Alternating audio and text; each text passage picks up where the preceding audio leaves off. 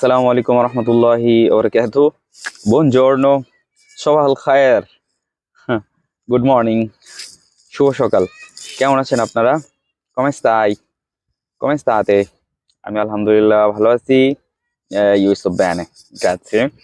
তো আমি বলেছিলাম যে আমরা ধারাবাহিকভাবে চেষ্টা করব যে ইতালিয়ান ভাষাটাকে আমরা কিভাবে শিখতে পারি সেই বিষয়ে একটু আলোচনা করার চেষ্টা করব। তো আমরা আজকে আলোচনা করব যে আমরা কোথায় থেকে শুরু করব আমাদের এই ইতালিয়ান ভাষা শেখার যে আমাদের এই জার্নিটা আমরা কোথায় থেকে শুরু করব। অবশ্যই আমাদেরকে কনস্ট্রাকটিভভাবে একটা সুসংগঠিত প্রসেসে আগাতে হবে, তাহলে আমরা অনেক সহজে আমাদের এই ভাষাটাকে আমরা শিখতে পারবো। তো আজকে আমরা আলোচনা করব যে আমরা ইতালিয়ান ভাষাটাকে খুব সহজে কিভাবে শিখতে পারি। তো এর জন্য আমরা অল্প কিছু আজকে আমরা টিপস শেয়ার করবো আপনাদের সাথে। পাশাপাশি ইতালিয়ান ল্যাঙ্গুয়েজকে মোটামুটি একটু ডিটেলস ভাবেই আপনাদের সাথে ধারাবাহিকভাবে আলোচনা করবো ইনশাল্লাহ। তো আজকে আমার বিষয় হচ্ছে যে আমরা ভাষাটাকে ইতালিয়ান ল্যাঙ্গুয়েজটাকে কোথা থেকে শেখা শুরু করব। প্রথমেই আমরা যদি বলি যে আমরা যে কোনো ভাষাই শিখতে চাই না কেন, আমাদের প্রথমেই ওই ভাষার কিছু একেবারে কমন যে ভোকাবুলারি আছে, কিছু শব্দ আছে, সেগুলো আমাদের শিখতে হবে। তো এক্ষেত্রে ইতালিয়ান ভাষা ব্যতিক্রম না। এক্ষেত্রে আমরাও আমাদের কিছু কমন যে শব্দগুলো আছে সেগুলো শিখতে হবে। ফর এক্সাম্পল আমরা বলতে পারি, উদাহরণস্বরূপ ধরেন আমরা কিছু ফলমূলের নাম শিখলাম, কিছু বেরদুরা শাক সবজির নাম শিখলাম, কিছু আপনার ফ্রুতার নাম শিখলাম। ফ্রুতার ফলমূল একই কথা। এরপর হচ্ছে ধরেন আমরা রেস্টুরেন্ট রিলেটেড কিছু শব্দ শিখে নিলাম।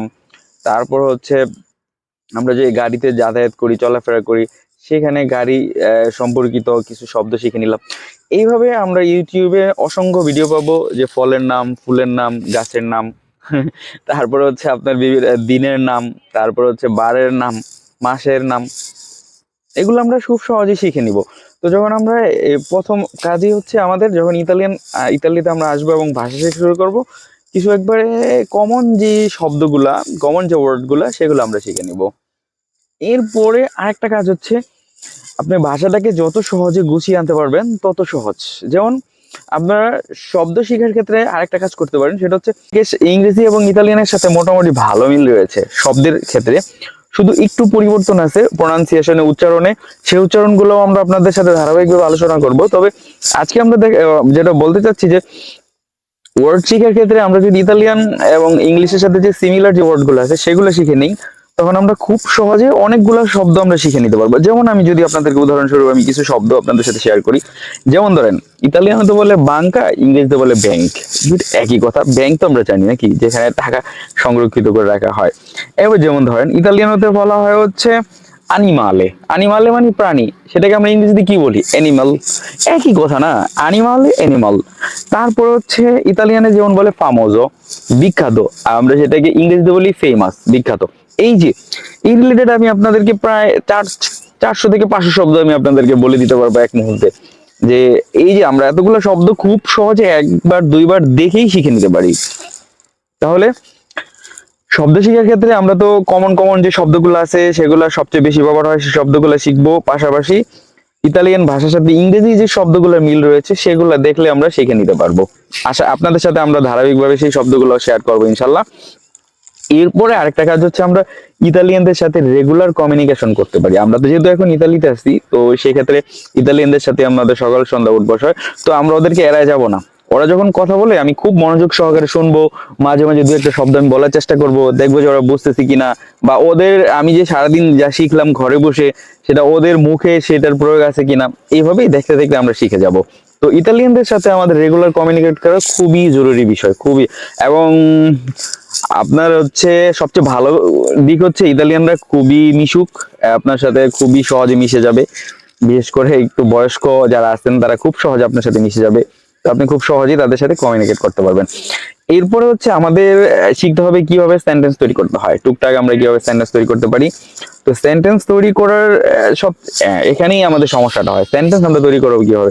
যেমন ধরেন আমাদের কাছে নানান ধরনের উপকরণ আছে, চাল আছে, চিনি আছে, তারপর দুধ আছে, কিন্তু এগুলো দিয়ে আমরা কিভাবে পিঠা বানাবো সেগুলো আমরা জানি না। আমাদের কাছে উপকরণ আছে কিন্তু পিঠা কিভাবে বানাবো সেগুলো আমরা জানি না। ঠিক সেভাবে ইতালিয়ান আমরা অনেক ওয়ার্ড জানি, কিন্তু সেখানে আমরা সেন্টেন্স কিভাবে মেক করব, সেন্টেন্স কিভাবে তৈরি করব, আমরা এই জিনিসগুলো জানি না। এই ক্ষেত্রে আমার হচ্ছে আপনাদেরকে সবচেয়ে বড় সাজেশন থাকবে হচ্ছে ইতালিয়ান যে কিছু কমন কমন ওয়ার্ড আছে না, সেন্টেন্স আছে, সেগুলো আমরা শিখে নিতে পারি। যেমন আমরা বলতে পারি, যেমন আমাদের সকালবেলা কারোর সাথে দেখা হলে বলতে পারি বনজোর্নো। বনজোর্নো মানে হচ্ছে শুভ সকাল। তারপর হচ্ছে বোনাসেরা। সন্ধ্যাবেলা আমরা বলতে পারি বোনাসেরা, অর্থ হচ্ছে শুভ সন্ধ্যা। এবং আমরা ঘুমানোর সময় বলতে পারি বোনানত্তে। অথবা খুব রাত্রেবেলা যখন আমরা কাজ শেষে বাসায় ফিরতেছি, তখন আমরা তাদেরকে বলতে পারি বোনানত্তে, ইতালিয়ানদেরকে বলতে পারি বোনানত্তে।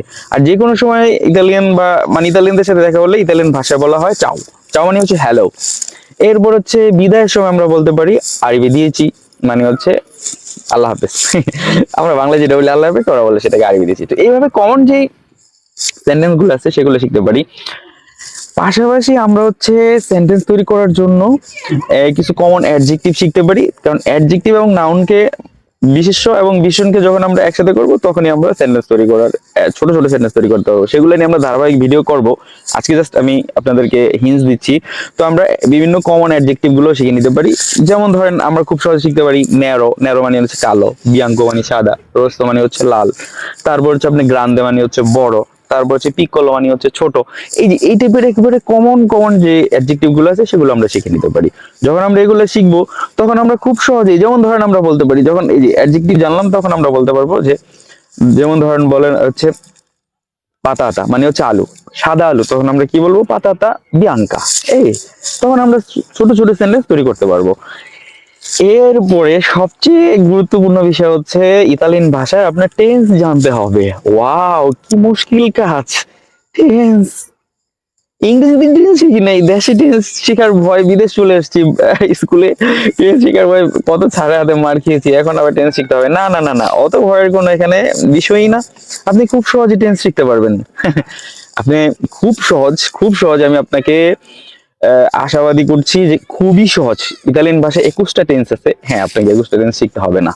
আপনাকে মাত্র 21 থেকে 19টা টেন্স বাদ দিয়ে মাত্র 2টা টেন্স শিখলে আপনি খুব সহজে সারা দিন অনর্গল কথা বলতে পারবেন ইনশাল্লাহ। এটা আমি আপনাকে নিশ্চিত করে বলতে পারি। এবং ইতালিয়ানরাও এই 2টা টেন্সই সবচেয়ে বেশি ব্যবহার করে, এবং সেই 2টা টেন্স নিয়েও আমরা ধারাবাহিকভাবে আলোচনা করব। আজকে জাস্ট আমি নাম বলে দিচ্ছি।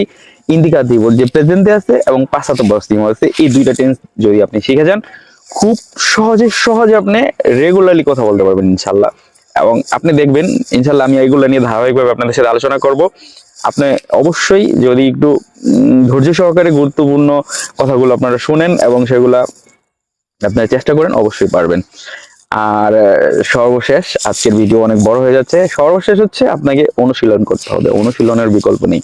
আপনি যখন ভাষাটা শিখতেছেন, টেন্স শিখলেন, কমন অ্যাডজেক্টিভ শিখলেন, ছোট ছোট সেন্টেন্স মেকিং শিখলেন, ওয়ার্ড গুলা শিখলেন সিমিলার টু ইংলিশ, ইংলিশের সাথে যে মিলগুলো আছে শব্দগুলা শিখলেন, এগুলাকে আপনার রেগুলার আপনার ডেইলি লাইফে আপনার হচ্ছে প্র্যাকটিস করতে হবে। দেন আপনার জন্য খুবই সহজ হয়ে যাবে ভাষা শেখা। তো আমরা যদি সামারি করি আজকের এই আলোচনার ভিডিওর, যে হচ্ছে আমরা ভাষাটা শুরু করবো কিভাবে, আমরা সর্বপ্রথম কিছু নতুন নতুন কমন শব্দ শিখবো। তারপর হচ্ছে ইংরেজির সাথে যে মিল শব্দগুলো আছে সেগুলো শিখবো, সেগুলো দেখে নিব। তারপর হচ্ছে ছোট ছোট সেন্টেন্স কিভাবে তৈরি করতে সেগুলো শিখে নিব। সেন্টেন্স ছোট ছোট যে কমন সেন্টেন্স গুলো আছে সেগুলোকে মুখস্থ করে নিব। তারপর হচ্ছে কিছু কমন অ্যাডজেক্টিভ মুখস্থ করে নিব। এরপরে মাত্র আমরা 2টা টেন্স শিখবো। তাহলে আমরা খুব সহজে সুন্দরভাবে ইতালিয়ান ভাষা ইনশাল্লাহ রেগুলারলি বলতে পারবো। আমাদের চলার জন্য যতটুকু প্রয়োজন আমরা বলতে পারবো অবশ্যই। আজকে এ পর্যন্তই। আল্লাহ হাফেজ। আরিভে দিয়েছি।